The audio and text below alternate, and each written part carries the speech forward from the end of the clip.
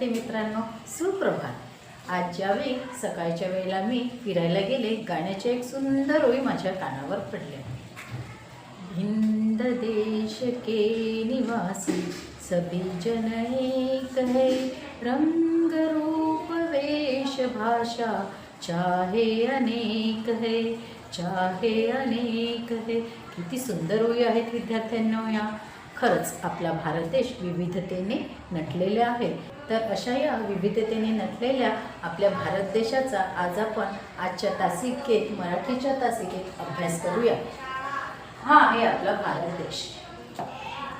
पाठ 21 आपला भारत देश। विद्यार्थ्यांनो, हा आपला भारत देश आहे।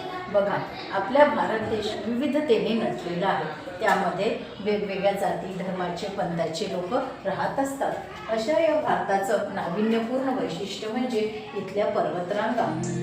बघा, आपला भारत देश अशा मोठमोठ्या उंच उंच शिखरांनी पर्वतरांगांनी नटलेला आहे। आपल्या भारत देशात हिमालय, कैसूबाई, सातपुडा, सह्याद्री अशी उंच उंच शिखरे आहेत। मोठमोठ्या नद्यांचा प्रवाह आपल्याला दिसून येईल। गंगा, जमुना, सरस्वती या नद्या आपल्या भारतामध्ये आहेत। त्यामुळे आपल्या भारत देश सुजलाम सुफलाम झालेला आहे। या नद्यांच्या आजूबाजूला लोक वस्ती करून राहताना आपल्याला दिसतात। नद्या खळखळत वाहणाऱ्या प्रवाहामुळे आपला भारत देश सुजलाम सुफलाम झालेला आहे।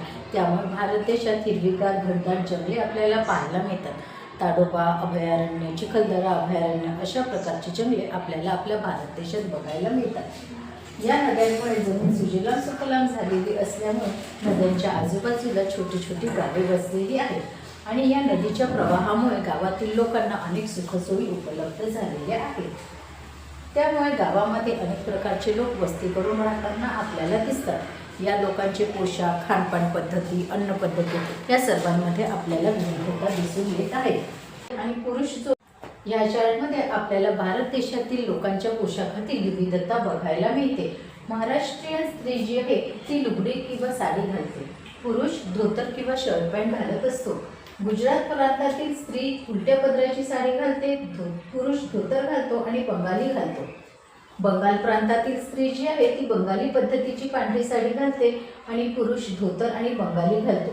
ख्रिश्चन धर्मातील जो पुरुष आहे तो शर्ट पॅन्ट किंवा कोट विजार यासारखे पोशाख धारण करतो आणि स्त्री जी आहे ती शॉर्ट फ्रॉक किंवा शॉर्ट कपडे घालत असते।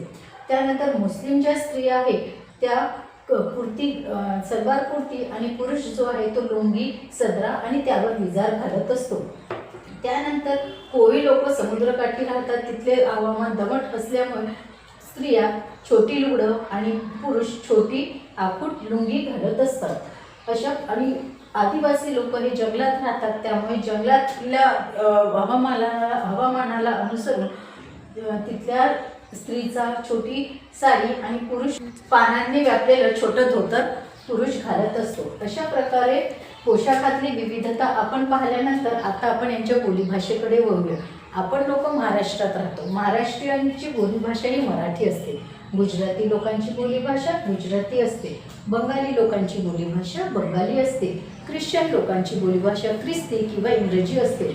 मुस्लिम लोकांची बोलीभाषा उर्दू असते। कोळी लोकांची बोलीभाषा कोळी असते, तर कोकणी लोकांची बोलीभाषा कोकणी असते। जंगलातली आदिवासी जमातीची भाषा गोंड किंवा त्यांची आदिवासी जमातीची ही वेगळी भाषा असते। अशा प्रकारे यांच्या भाषेत विविधता आहे। त्याचप्रमाणे अन्न खानपान पद्धती यामध्ये सुद्धा आपल्याला विविधता दिसते। आपण महाराष्ट्रीयन लोक रोजच्या जेवणामध्ये वरण, भात, भाजी, पोळी, कढी किंवा कधी कधी भजे, पापड यासारखे पदार्थ खातो। नाश्त्यामध्ये पोहे आणि उपमा यासारखे पदार्थ खातो। पण बंगाली लोकांमध्ये रसगुल्ले हे सर्वात जास्त चालतात। गुजराती लोकांमध्ये ढोकळा, जिलेबी, फाफडा हे पदार्थ फेमस आहेत। त्यानंतर ख्रिश्चन लोकांमध्ये सहसा मांस हा पदार्थ जास्त प्रमाणात खाल्ला जातो। उर्दू लोकांमध्ये शिरखुर्मा, त्यानंतर चिकन, मटन, किमा कलेजी हे सगळे पदार्थ जास्त खाल्ले जातात। कोळी लोक समुद्राच्या काठाने राहतात। त्यांच्या आहारात मुख्य मासळी असते। मासळीचे पदार्थ हे लोक जास्त प्रमाणात सेवन करतात। अशा प्रकारे आपण आपल्या भारतातील अन्नधान्य, खानपान पद्धती, त्यानंतर पोशाख, बोलीभाषा यातील विविधता पाहिलेली आहे। आता आपण आपल्या भारत देशातील सण समारंभांचा अभ्यास करूया। आपण महाराष्ट्रीयन किंवा हिंदू लोक दुर्गाष्टमी, भाऊबीज, राखी, गणेशोत्सव, त्यानंतर नागपंचमी, दिवाळी, महाशिवरात्र, होळी, दसरा यासारखे सण साजरे करत असतो. तर ख्रिश्चन लोक नाताळ हा सण साजरा करतात. मुस्लिम लोक ईद आणि मोहरम हा सण साजरे करतात. अशा प्रकारची धार्मिक विविधता आपल्याला आपल्या देशात पाहायला मिळत असते. धार्मिक विविधतेनंतर आपण आपल्या देशातील अन्नधान्य किंवा कडधान्यांकडे वळूया. आपल्या देशांमध्ये तृणधान्यामध्ये सुद्धा विविधता आपल्याला बघायला मिळते. काही ठिकाणी गहू, ज्वारी, बाजरी यासारखे पिकं घेतल्या जातात, तर जास्त पावसाच्या प्रदेशात तांदूळ हा पीक प्रामुख्याने घेतला जातो. तृणधान्याप्रमाणेच आपल्याला आपल्या देशात कडधान्यांमधील विविधता बघायची आहे. काही ठिकाणी तूर, मूग, उडीद, वाटाणा, चणा यासारखे कडधान्य घेतले जातात. तर काश्मीरसारख्या प्रदेशांमध्ये राजमा, फरसबीन यासारख्या कडधान्य घेतले जातात. म्हणजे कडधान्यामध्ये सुद्धा आपल्या देशात विविधता आपल्याला दिसून येते. त्यानंतर फळावर काश्मीरसारख्या थंड हवेच्या प्रदेशामध्ये सेब, त्यानंतर स्ट्रॉबेरी, चिली यासारखे पदार्थ आपल्याला पाहायला मिळतात. तर यासारखे फळं पाहायला मिळतात. तर आपल्या महाराष्ट्रीयन भागामध्ये आपल्याला संत्री, मोसंबी, चिकू, पेरू यासारखे पदार्थ, यासारखे फळं पाहायला मिळतात. कोकण किंवा समुद्रकाठच्या प्रदेशात नारळ, सुपारी, फणस, काजू यांच्या बागा आपल्याला बघायला मिळतात.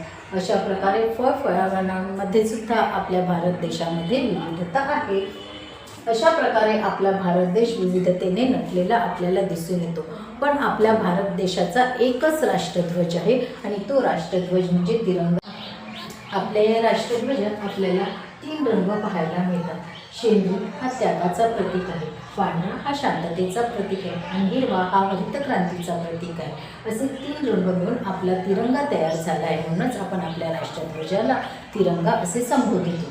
विविधतेमुळेच आपला देश हा जगाच्या पाठीवर एक नाविन्यपूर्ण देश म्हणून ओळखला जातो. अशा आपल्या भारत देशाचा आपल्याला नक्कीच अभिमान वाटायला हवा. अशा प्रकारे आपण आज आपल्या भारत देशाची विविधता आजच्या पाठात अभ्यासली आहे.